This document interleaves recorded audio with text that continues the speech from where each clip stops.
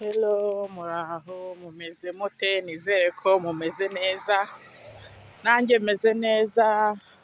Abo tubana kuri Vuga Time TV umunsi ku munsi, umva narabuze, akazi kambanye kenshi kugeza ubwo mvuga ati se nzabigenze gute, ariko hari inkuru mbonye ndavuga ati ntabwo nareka kubivugaho. Ndababaye, wenda wowe sinzi niba wabibonye ukavuga ati ni puranke, cyangwa ukavuga ati si ibi ni ibiki, cyangwa ukavuga ngo ntabwo bishoboka, ariko kubona Vestina na Dorcas batandukana na Irene birababaje, kubera yuko nanjye ubu sindabyemera, gusa bakomeje kubihamya, bakomeje kubigaragaza, kandi koko niko biri.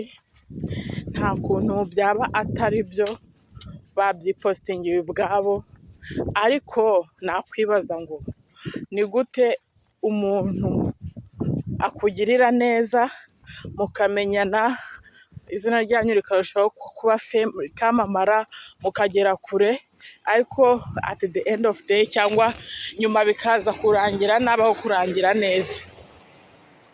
Abantu bakomeje bavuga ati Irene, Vestina na Dorcas amafaranga abona ni menshi, ariko ntabashaka kubabwiza ukuri kose, abinyura ku ruhande. Abantu barakomeza baravuga ati ntago tubyumva rwose ukuntu bano bana bagenda bahindura imyitwarire gake gake, ariko buriya wasanga byari byararangiye kare, bakanga kubishyira ahagaragara, bikaba bigeze igihe bakavuga ati ubu ngubu twarambiwe, bakabitangaza. Ariko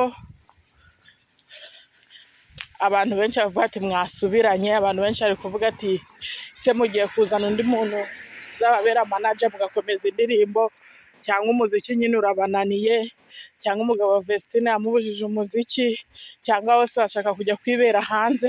Ugasanga ni abahanzi bari bafite benshi babareberaho, bafite indirimbo nziza ziruhura umutima, abantu benshi cyane wasanga rero babashyira ku mwanya wa mbere cyangwa kabiri.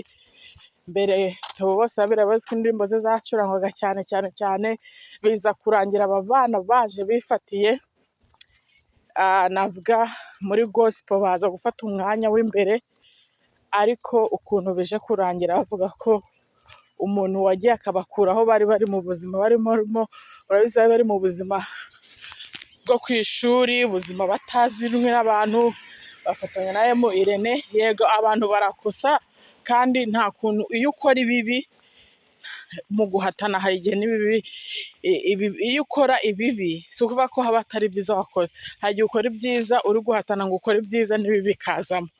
Ariko nababajwe no gutandukana kwa Irene na Vestina Dorcas. Mumbwire mwe muri comment, murabona koko bikomeje cyangwa ni prank? Ubu ngewe nabuze icyo mvugaho. Baravuga ngo Vestina na Dorcas ashaka kuza kwibera muri Canada, bakavuga ati yagiye kujyana n'umugabo we muri Burkina Faso, ariko reka twizere yuko wenda tuzarushaho kumenya amakuru, bashobora kudusobanurira ko agiye gusa. Icyo namenye ni uko batandukanye mbere, ariko proje z'indirimbo bari bafite gusohora barabanza barazisohora.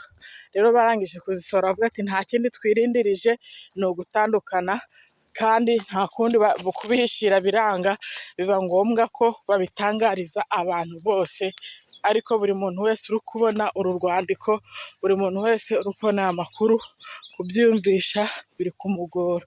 Ubwo rero nawe wambwira icyo uri kubitekerezaho, kuko ngewe icyo mbitekerezaho ni uko bibaye byiza niba nta wundi manager agiye kumanagingwa kureka umuziki bitari bikwiriye, ahubwo bagumana na Irene, niyo bajya bakora indirimbo imwe ku mwaka cyangwa imwe mu myaka ibiri, ariko tugakomeza tukababona, ibyo numva byakomereza none. Ariko kurangira gutya bavuye mu muziki, ibingibi rwose bikomeje kudashimisha benshi, bikomeje kuvugisha benshi, ari byo nawe wakwibaza, niba ukibaza ngo mbese ni iby'ukuri koko? Ni iby'ukuri. Vestina na Dorcas na Irene batandukanye, ariko ntabwo twashaka ko batandukana, kuko indirimbo zabo zari indirimbo nziza ziruhura imitima ya benshi, zikunzwe. Sinakwibaza rero ko ari uko byarangira, sinzi uko ubyumva, ko haba hari ikindi kibyihishe inyuma. Nawe ngo uze muri komenti utubwire. Amakuru murakomeza mugenda muyabona bitandukanye, ariko bikomeje kubabaza imitima ya benshi, kandi bikomeje gutuma benshi baza ngo umuziki uri kwerekera he, niba abantu bose baje bakaba abasitari, bagenda bakazamo abantu bakayoberwa aho barengeye, abandi abamanaginga ntibumvikane bikarangira batagikorana. Ese ni iki kibyihishe inyuma? Ni iki kibitera?